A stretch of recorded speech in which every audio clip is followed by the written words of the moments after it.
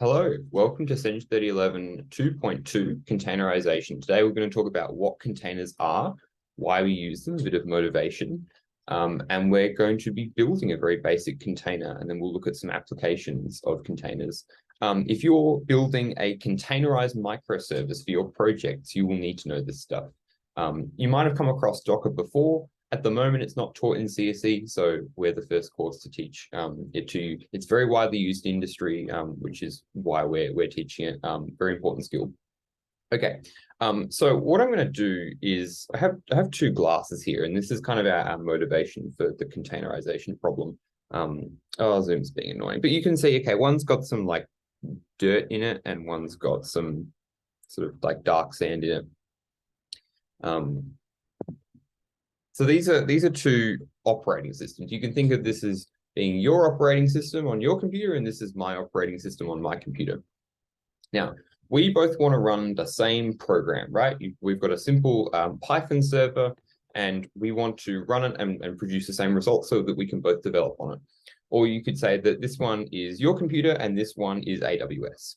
Obviously, you want to be able to replicate what's in AWS, whether it's for debugging purposes, to make sure that what's on AWS is the same as what you're developing, so that you're working to the same standard, same thing. Or you could even say that, again, this is your computer and this is the CI, so that when your tests run in the CI, they're the same as when your tests run locally. Now you think that's pretty straightforward, right? It's the same code. What's the problem? Well, okay, imagine I've got a bunch of water in here, right? This is the same code. Okay, so we run the program, and let's hope I don't spill this. We run the program on your computer. Cool. That's the program running. Then we run the program on my computer. Here we go. And that's the program running. Oh, wow. The soil's just kind of sat there. Okay, you notice that these two are different.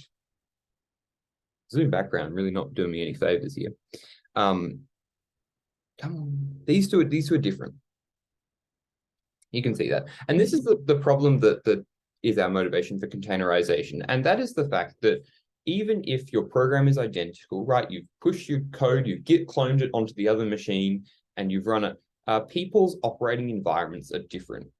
You may have noticed this when working on a project, maybe a Python project, for example, and you have a particular version of a library installed on your computer, which is different to the version that the application is depending on or thinking of, or different to the one someone else is using. And then there's a mismatch that causes things like undefined behavior, might just cause the program to crash.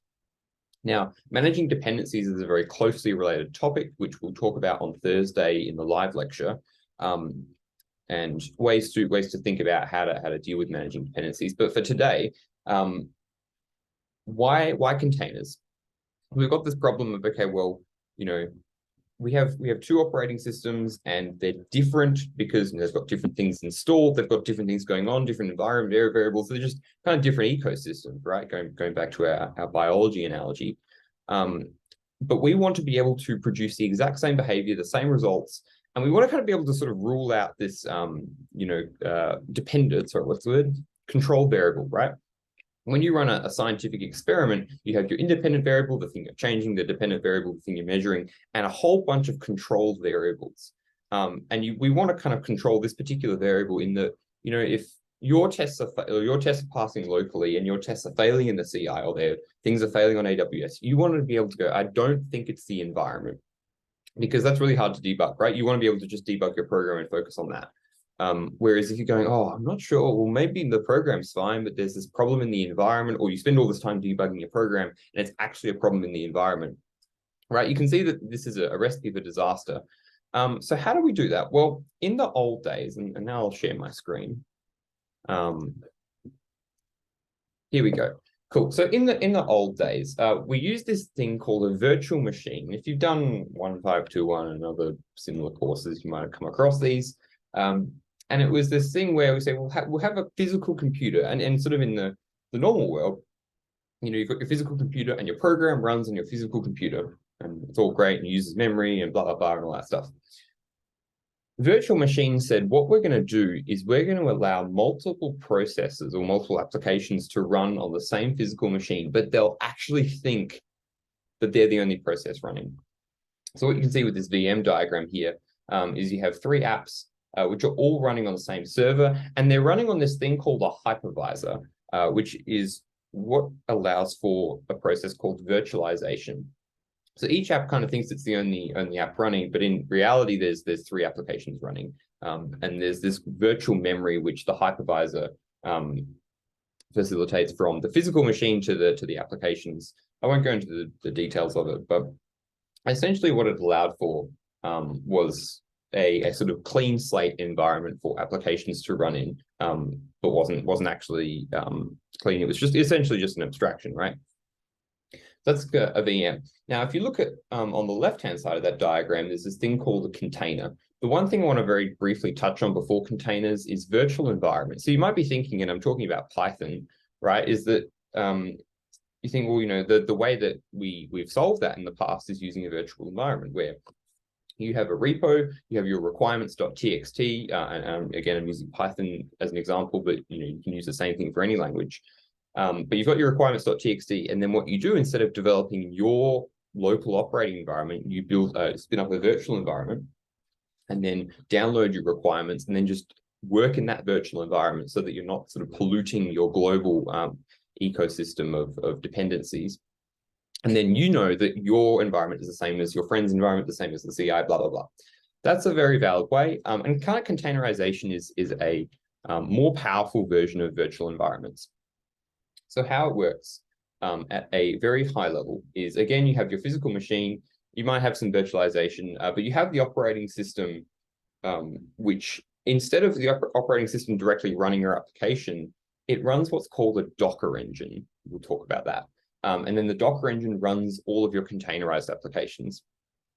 So what this means is that the Docker container is a lot more lightweight than an entire sort of virtually running application. Cool. Okay, so that's a very high-level overview on what containerization is and why we use it. The definition, I think it's up here actually. What is Docker? Nope, that's why I use it. Maybe I'm looking at this one. Yeah, okay. Docker provides the ability to package and run an application in a loosely isolated environment called a container. So it's a package of software code with it's got the operating system, it's got the libraries and dependencies required to run the code in a single lightweight executable. This is what we call a container, and nothing else. So all it is, it's a tiny miniaturized operating system. It's installed the libraries that you need, and there's nothing else. That's really useful because that means we can, again, control all the other variables in our scientific experiment. And what it means is that if I run this, what's called a Docker image and create a Docker container, if I do that on my computer, I know that'll be the exact same as if I do it on your computer, as if I do it in the CI, if I do it in AWS. It's more portable, it's more resource efficient than virtual machines. And this is, again, a very important non-functional requirement these days. Software needs to be portable. We need to be able to run it anywhere and produce the same results. So Docker itself is a solution to containerization.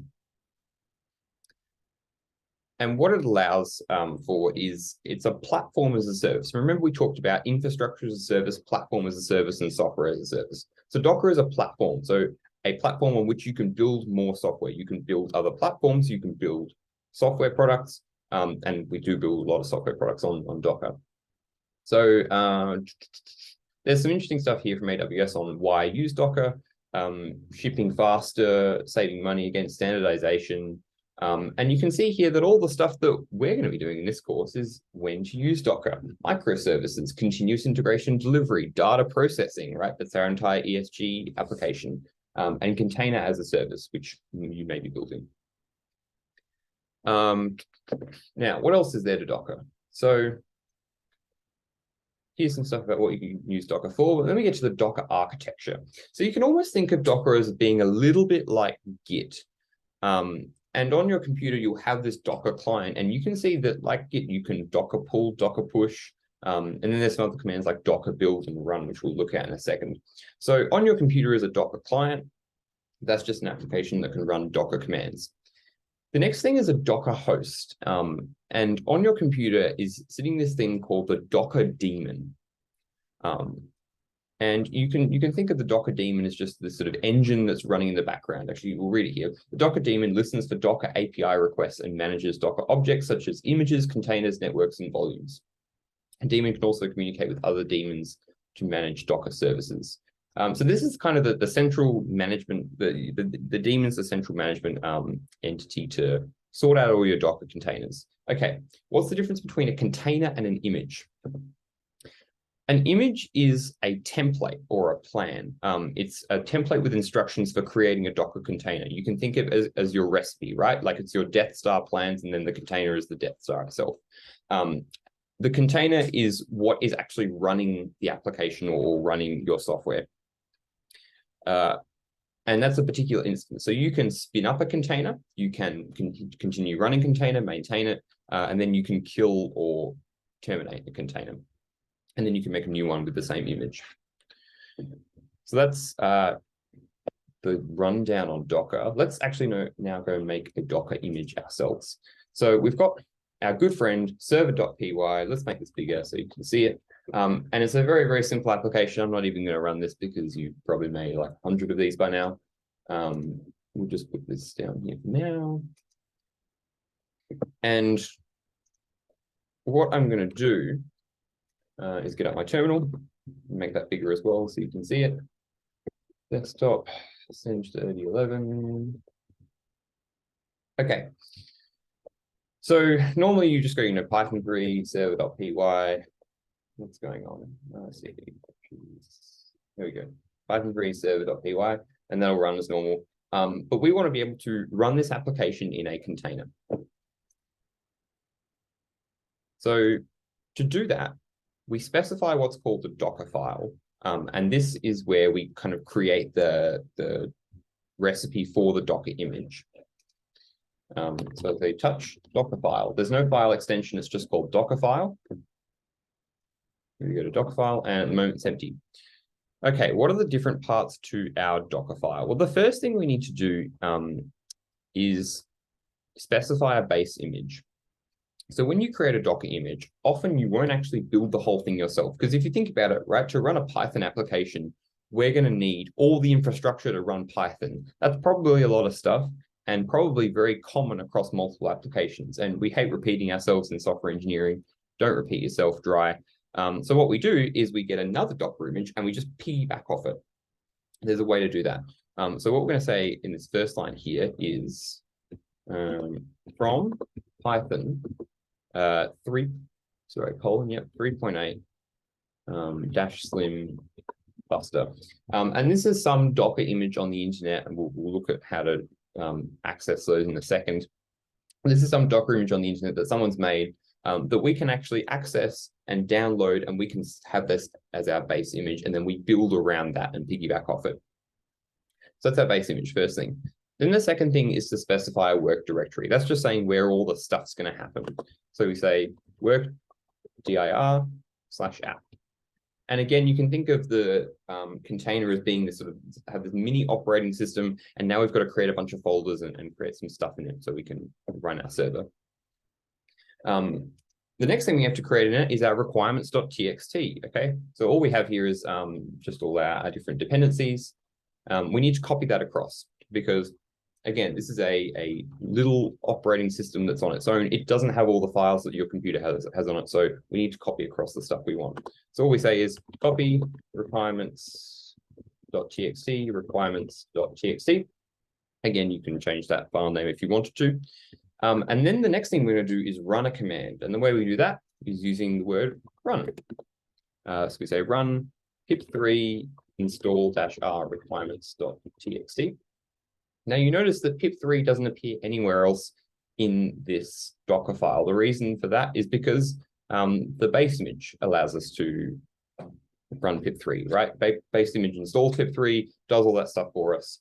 You can go on the internet and just look up different Docker images and see how they do stuff. It's kind of interesting. But in a lot of Docker images, what you'll find is that they'll download some sort of dependency. That's essentially what we're doing here when we run pip3. Okay, the next thing we need to do is just kind of copy across everything else. And usually you'll be inside your repository or your, the place with all your code, which at the moment is just server.py for us. But in your actual application, you'll have a whole bunch of stuff. And you kind of want to copy everything, not just in this directory, but all the directories below it and that sort of thing. So what we just do is say copy dot dot, and that just copies everything over in this current folder. Okay, so now we have everything we need. And the last thing we need to do is actually run the application. And the way we do that is again saying run, and we specify kind of like a list in Python. We say Python3 server.py with our arguments. And that's our Docker file. Awesome. Okay, now next question is, how do we get it working? If I type Docker, it's going to sit there and it's going to give me a bunch of things I can do. Cool. All right. What I want to do is build this Docker image. Again, this is kind of like your recipe for creating a Docker image. And then the image itself is a recipe for creating a container. So the first thing we need to do is actually build the image. I'm going to make this bigger and say Docker build dot. Dot just meaning current directory. So it says, look in the current directory and find me a Docker image to build. Now, if your file is called Docker file, Docker will automatically know to have this as the image. Okay, it says cannot connect the Docker daemon at blah, blah, blah. Is the Docker daemon running? This is a really common error you'll get. Very easy way to fix it. We start this thing called Docker Desktop, which I'm about to do. You will need to download Docker Desktop as part of setting up Docker. And what it allows for is like so see all these commands here. You can find information about what Docker processes are running. You can kill containers, start containers. It's a command line interface. Docker Desktop is essentially that, but in a desktop application. Actually, let me just restart it because I want to show you what the Docker engine looks like. So if I start Docker Desktop, oh no, it did it automatically. You basically get the screen saying Docker engine starting. But here is Docker Desktop, and there's a bunch of containers which, okay, I'm just going to try and delete them all because can I just get rid of them? No, okay. There's a bunch of containers. None of them are active at the moment. They're just other containers that I've made in the past. Most of them have like, they just come up with random names because they're unnamed. Like you can see all these ones. This one is a container with subcontainers inside of it, which is named. You can figure out how to do that. Cool. All right, so this allows you to see all the active containers, which at the moment we have none. So if we try again and go Docker build dot, you can see that it's building the image. And it does a bunch of stuff. You don't need to really worry about it. But if you kind of trace it out, you can see that loads the definition, pulls all the original stuff, pulls the base image, runs the work command, runs the copy command. It says, oh, run pip3 install, and then actually goes through and does that. And you can kind of see the output as it's running. And lastly, it's run server.py. And now currently the container is just sitting there. I didn't realize the container would do that because I thought we just built the image. That's interesting. Okay, the last thing we need to do is actually run the server. We do that using a command called cmd. So we say cmd Python3 server.py. Now the difference between cmd and run is that run actually runs the command. So when we build this Docker image, it will go and install the requirements.txt. Whereas when we get to cmd, it's not going to actually run server.py. And I just spent the last 5 minutes trying to figure out why the server was running when we built the Docker image. So we build the Docker image, install the dependencies, but don't actually run the server. And then when we run the container, it will have all the dependencies and actually run the server so that we can do stuff. So let's try that. If we go Docker build dot, you can see it's building, and you can see kind of the different steps. I think you can't see it as well this time because it's already built the image before, but it'll spend time downloading the dependencies, going through requirements.txt, and then it'll spend a little bit of time doing the copying. So we've built the image now. We can't really do anything with that because we haven't tagged it. We haven't specified a way to say, I want to run a container with this Docker image. So what we'll say is docker build dot and then add a tag, -- tag my first container. It's building, cool, all done. And now I'll say docker run my first container. What it'll do is look for the Docker image with that tag, and then it'll run that container. And you can see we have our server working. Other things we can do with Docker. Again, you can look all this up, but we can do things like Docker PS, which says what are all the processes that are running at the moment. And you can see that all the containers, which we just have my first container that's currently running. You can also see all this via Docker desktop. So if we go back here, you can see that our infallible cannon, what a great name, that container is running. We can see the command line by looking at Docker desktop. And then we can do things like stop the container if we wanted to. So we'll just hit that stop button. Sometimes it takes a while. Go back to here. There we go, stop, and then the command line dies. Now I can even bin this if I want. And I think that means next time when I rebuild, if I run that again, no, it works. Okay, never mind. And now it's called Boring Reuben. So we can track our Docker images, our Docker containers from Docker desktop, and we can also keep track of them using the command line. Cool. All right, that's everything on Docker locally. Let's go back to our web browser and talk about Docker Hub, which is the next thing. So when you have built your Docker image, you've developed everything locally, often, like with the Python 3.81, like in fact, actually, I'll even look this up. You want to be able to publish your Docker images so that other people can use them or that you can use them somewhere else. So if I just look up Python 3.8 Slim Buster, who knows? Silver Logic. I don't know where this came from.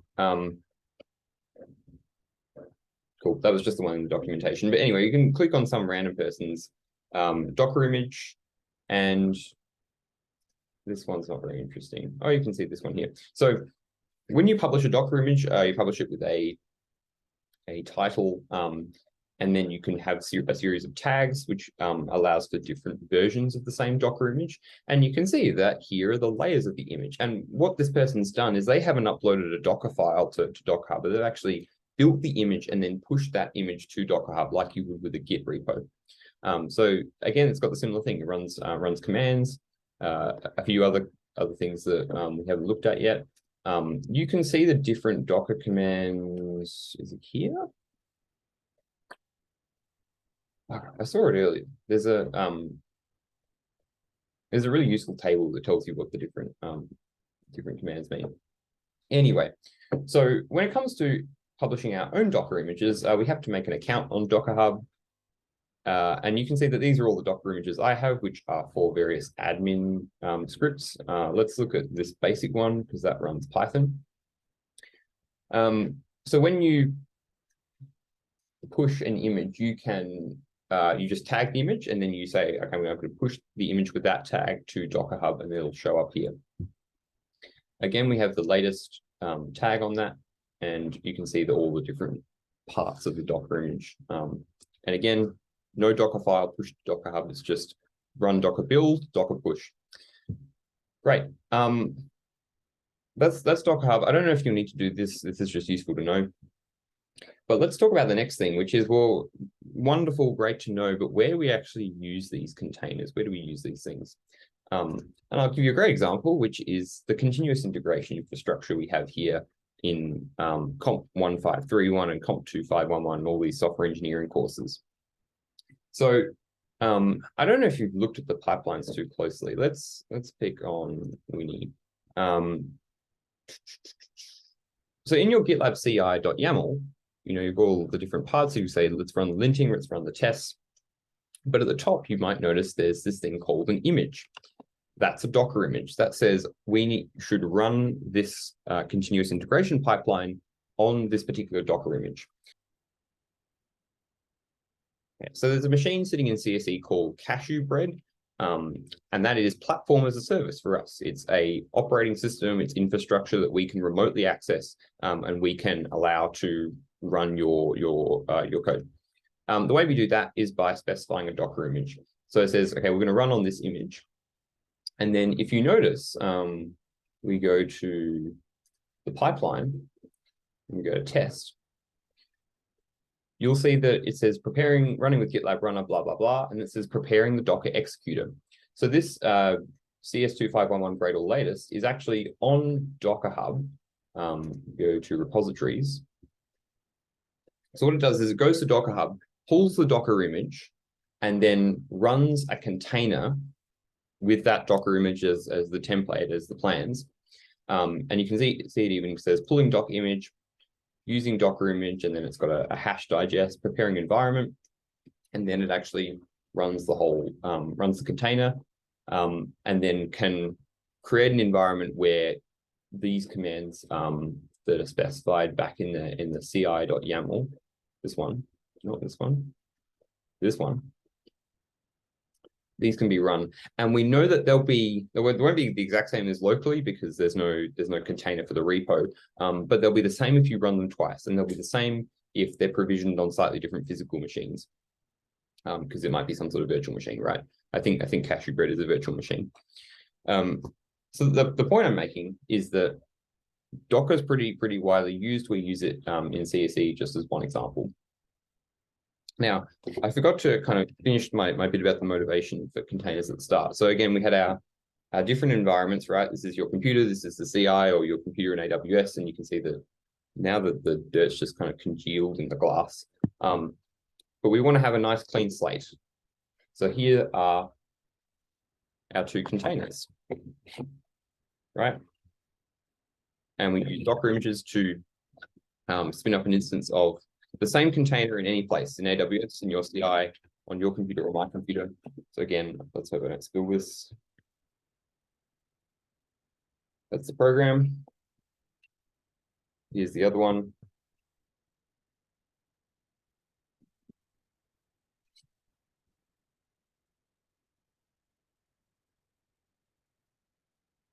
And they're the same. Awesome. I hope you got something out of that. Please post on the forum if you've got any questions, and I'll see you in the live lecture on Thursday.